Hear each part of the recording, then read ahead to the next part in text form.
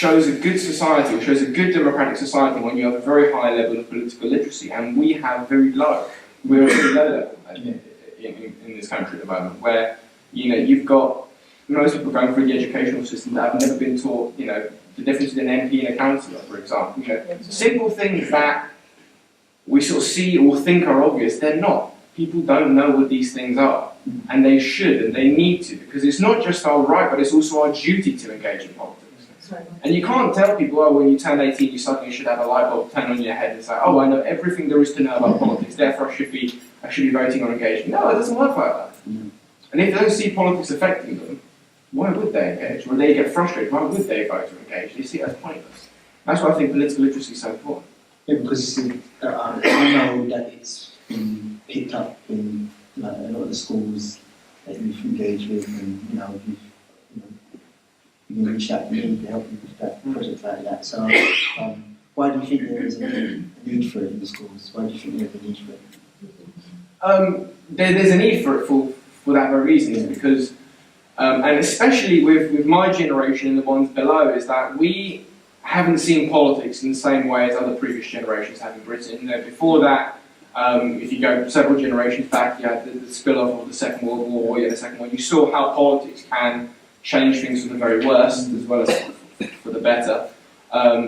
Before that, even my mum's generation, they still had a spillover from the Cold War. They saw sort of big political ideologies fighting it out, which got people interested. We're sort of living in the spill-off of that kind of era where once the Cold War ended, it was sort of US dominance politics became about changing one percentage to another percentage. It became very dull.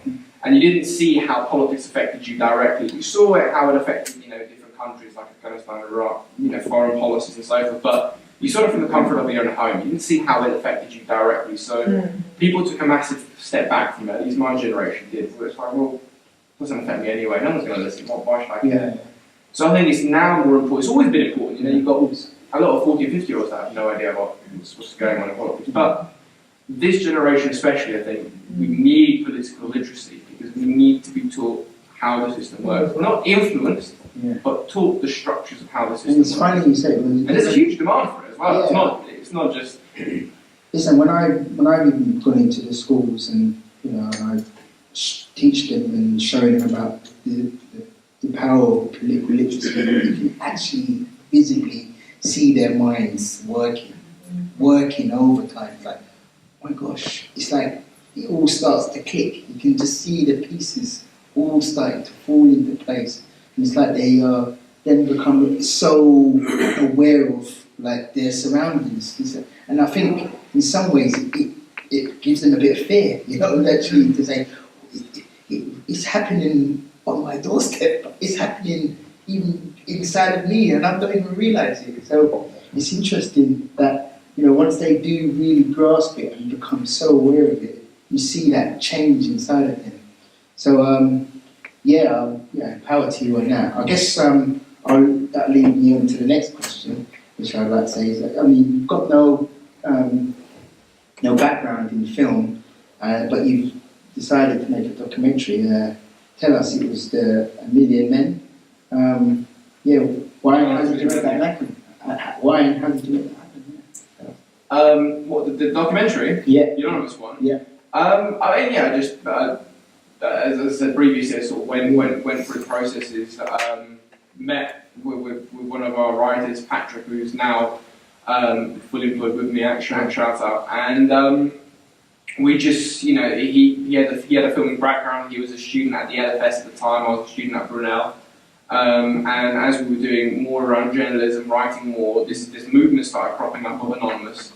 And we decided to go to some of their protests, cover some of it, and as I said, we managed to stumble on access to the original organisers.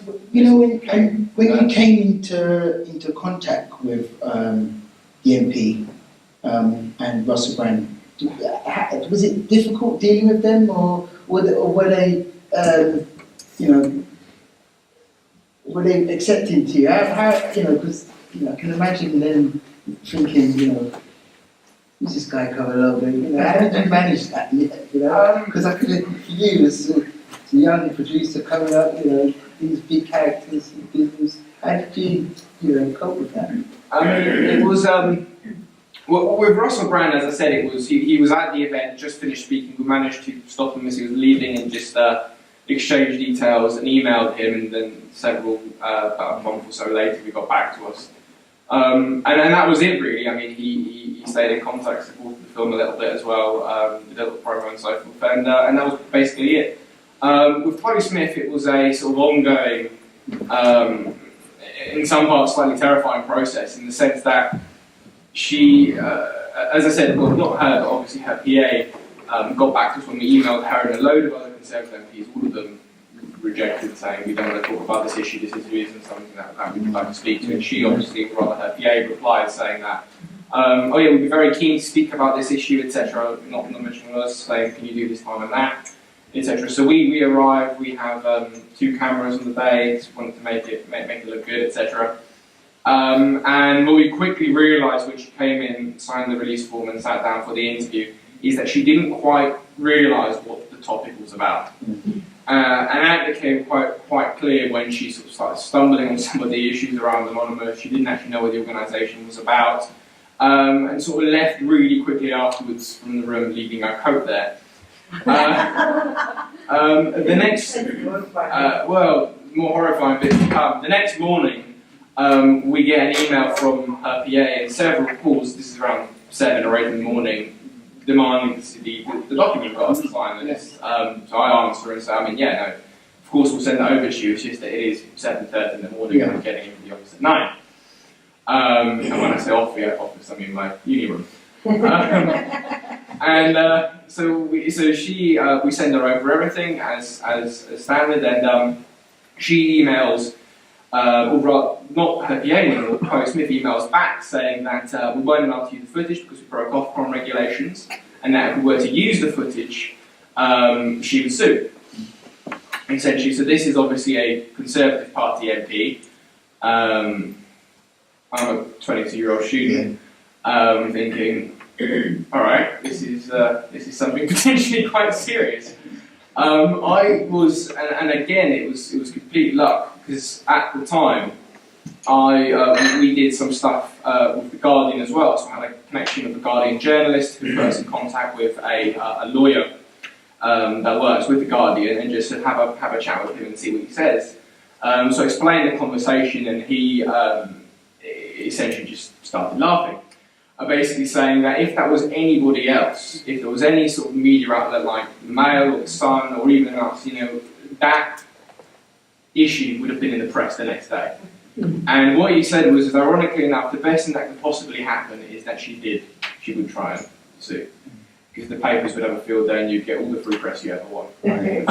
So we sort of felt a little bit empowered from that.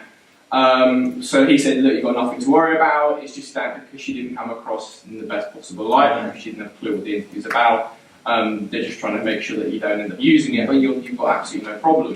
If anything happens, obviously, come and have a chat and whatnot, and we'll help you out if need be. So we just emailed her back saying, thank you for the email, just to clarify, the interview is going to be in the film. We're also going to be screening it in Parliament, but you're also, of course, welcome to attend, which she obviously declined to come.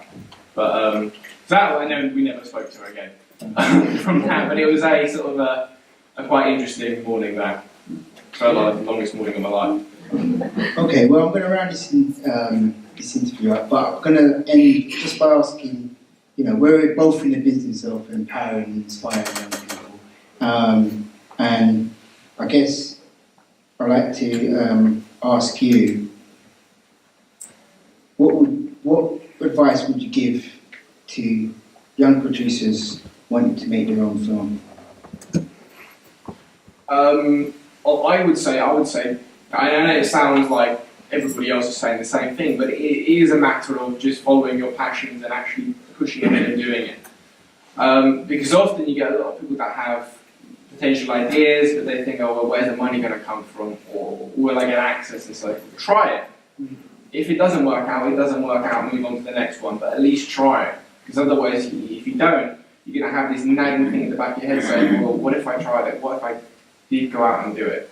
Even if you don't have the possibility of finances at that moment in time, just even doing a bit of investigating and seeing if you can get, if it is a documentary, if you can get the access, or if it is if you can get, for example, the cast to potentially work on your first project for free, try it. And And you don't know where that road will lead. sorry to cut over you, but just also tell us like how you're sharing that knowledge, because I think that's important as well. Because like I know you said a little bit about it, but I think it'd be good just to have a little bit of detail about how you share that, share that understanding. Yeah. So we do workshops in school.